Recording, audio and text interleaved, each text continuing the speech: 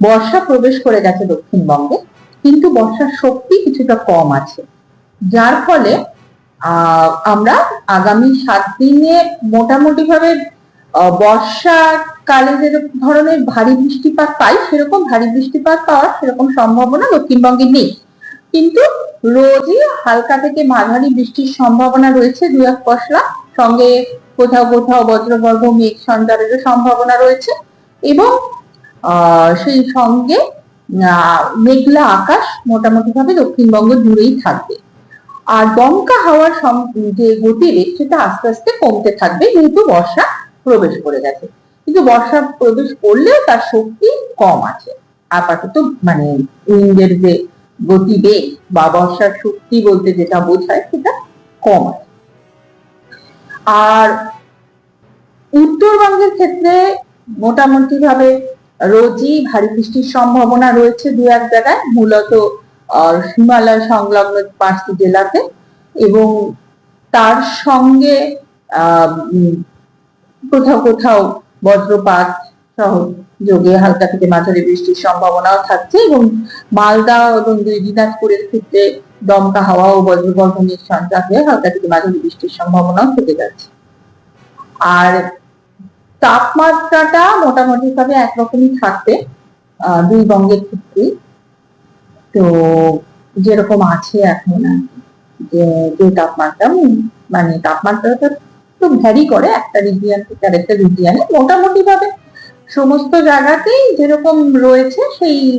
রকমই মোটামুটি তার থেকে 1-2 ডিগ্রি ওঠানামার মধ্যে থাকবে, তার বেশি পরিবর্তন হবে না। আর কলকাতাও তার পার্শ্ববর্তী অঞ্চলেও তাই রোজই মেঘলা আকাশ থাকার সম্ভাবনা, সেই সঙ্গে কখনো কখনো বজ্রগর্ভ মেঘ সঞ্চার হয়ে হালকা থেকে মাঝারি বৃষ্টির সম্ভাবনাও থাকছে। আর বর্ষার শক্তি যেহেতু কম আছে, ভারী বৃষ্টির সম্ভাবনা আপাতত আগামী 7 দিনে নেই। আর তাপমাত্রা আজকে একটু বেশি হওয়ার সম্ভাবনা, সেটা যেহেতু মানে আজকে 11:30টার তাপমাত্রাও বেশ অনেকটা পড়েছিল, সেই কারণে মানে আজকের তাপমাত্রাটা একটু বেশি আছে। তো আজকে হয়তো সর্বোচ্চ তাপমাত্রা 36 ডিগ্রি সেলসিয়াসের কাছাকাছি থাকবে, আগামীকালের সর্বনিম্ন তাপমাত্রা 28 ডিগ্রি সেলসিয়াসের কাছাকাছি থাকবে, কিন্তু মোটামুটি ভাবে এই কলকাতা ও তার পার্শ্ববর্তী অঞ্চলে আপাতত আগামী 7 দিনের তাপমাত্রা মোটামুটি ওই 34 ডিগ্রি 33 ডিগ্রি এরকম থাকার সম্ভাবনা, এবং মোটামুটি এটাই আপাতত উত্তরবঙ্গের জন্য তো থাকছে, কারণ উত্তরবঙ্গে যেহেতু ভারী বৃষ্টি, এবং পঞ্চম ও ষষ্ঠ দিন, চতুর্থ ও পঞ্চম দিনে, মানে